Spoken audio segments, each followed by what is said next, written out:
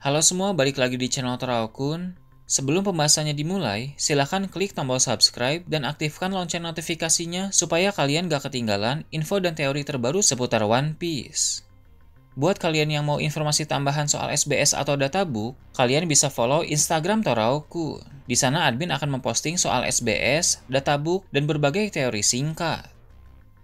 Sekarang lanjut ke pembahasan. Manga One Piece Chapter 1095 telah terbit dan memperlihatkan berbagai hal menarik. Dalam video kali ini, channel Toraokun akan membahas tentang chapter terbaru ini dengan memberikan pendapat dan juga beberapa teori.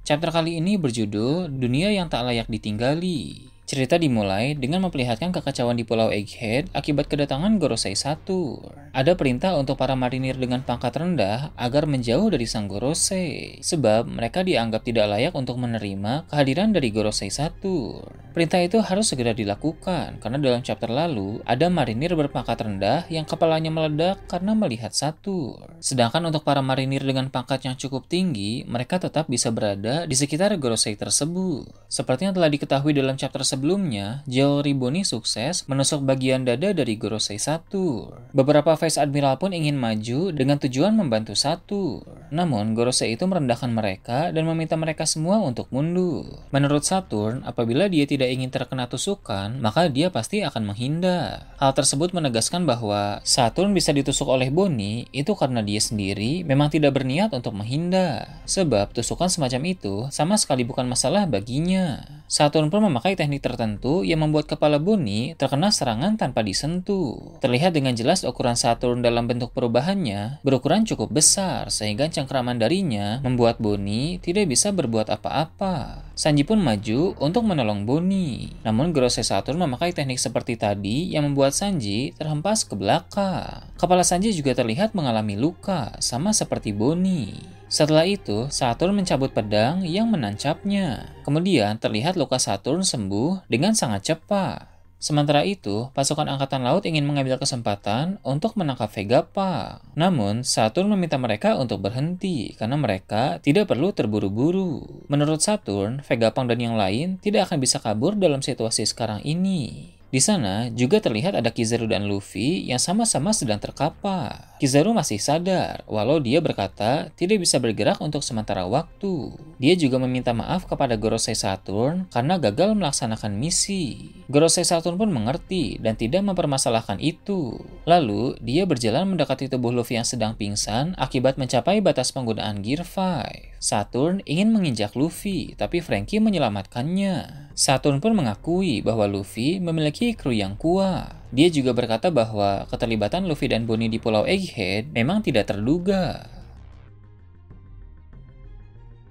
Saat ini, Pulau Egghead telah berada di ambang kehancuran dan dikepung oleh Angkatan Laut. Menurut Saturn, secara logis tidak mungkin bagi mereka untuk bisa selamat dalam keadaan itu. Meski begitu, tapi Saturn juga membuka kemungkinan penyimpangan takdir yang dapat membuat mereka bisa selamat. Jika benar begitu, maka Saturn ingin menyaksikan hal tersebut. Dia kemudian berbicara kepada Vegapunk. Menurutnya, sangat disayangkan Vegapunk mengkhianati pemerintah dunia. Namun, Saturn tetap berterima kasih atas segala kontribusi Vegapunk terhadap militer. Setelah itu, Saturn melontarkan pertanyaan yang mengerikan. Dia bertanya, siapa di sana yang ingin mati duluan? Dia juga ingin mereka mati dengan rasa penyesalan karena telah berani menentang pemerintah dunia. Kemudian, Saturn mencengkram tubuh Bonnie dengan semakin kuat sambil berkata, mengapa di saat manusia dilarang untuk melakukan sesuatu, mereka justru tetap melakukannya. Sanji dan Franky sepertinya ingin menolong Bonnie, tapi mereka semua termasuk Vegapunk tidak ada yang bisa bergerak. Saturn menggunakan kekuatannya untuk menghentikan pergerakan mereka. Vegapunk pun berkata bahwa kekuatan semacam itu, jika bukan karena sains, maka pasti karena buah iblis. Sementara itu, Bonnie berkata bahwa Saturn telah membunuh Kuma. Dalam kenangan Bonnie, dia sedang menari bersama dengan Kuma. Saat menari, Kuma membuat suara yang mirip seperti Drum of Liberation. Ternyata Kuma tahu tentang Nika. Dia bercerita kepada Bonnie bahwa sejak kecil dia ingin menjadi pahlawan yang membebaskan orang-orang, sama seperti pejuang kebebasan legendaris yang bernama Nika.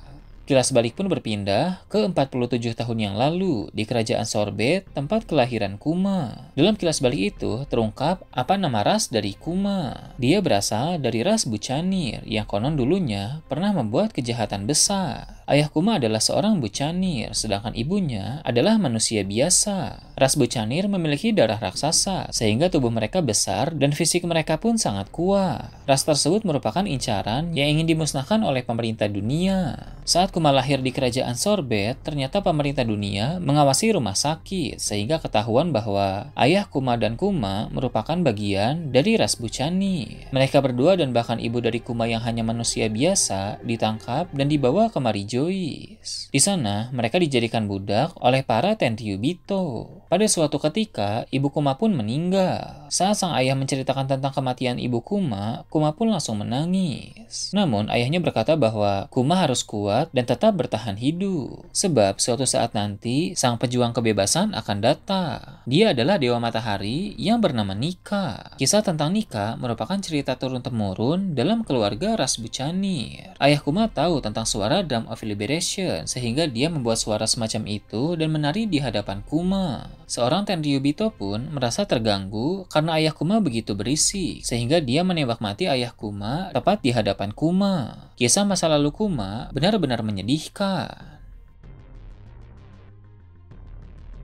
Beralih ke kilas balik 38 tahun yang lalu, pemerintah dunia akan menyelenggarakan suatu kompetisi berburu. Kompetisi itu merupakan kegiatan 3 tahun sekali yang akan dilakukan oleh para Tenryubito. Kompetisi tersebut bukan berburu hewan atau semacamnya, melainkan berburu manusia. Mereka akan mendatangi suatu negeri yang tidak terafiliasi dengan pemerintah dunia, lalu mereka akan berburu para penduduk di sana sampai habis. Kemudian, pemerintah dunia akan mengklaim pulau tersebut menjadi milik mereka. Pada 38 tahun yang lalu, pulau yang dipilih untuk mereka berburu adalah God Valley yang terletak di bagian West Blue. God Valley kaya akan sumber daya dan sepertinya Tenryubito kesal karena tempat itu memakai kata God. Ketika para Tenryubito memasuki tempat tersebut, Raja God Valley menghalangi mereka, tapi dia langsung dihabisi oleh Garling Vigarle. Garling muda memiliki wajah yang sangat mirip dengan Shanks, hanya saja berbeda model rambut. Hal tersebut mengindikasikan bahwa sang kesatria suci itu merupakan ayah dari Shanks. Di God Valley, bukan hanya para penduduk yang akan diburu, melainkan para budak bermasalah pun dibawa ke tempat tersebut untuk dimusnahkan. Gorosei Satun juga berada di tempat itu, dan dia mendapat laporan bahwa seorang budak anak kecil yang melarikan diri telah berhasil ditangkap. Budak yang dimaksud itu adalah Kuma.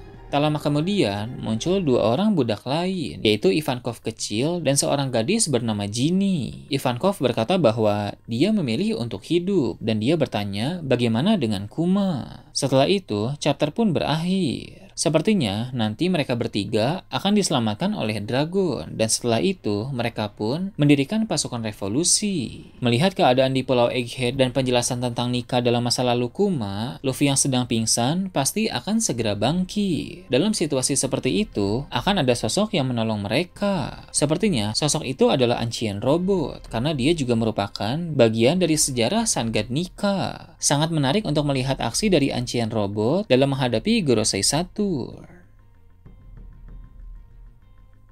Nah, itu tadi review dan teori tentang One Piece chapter 1095.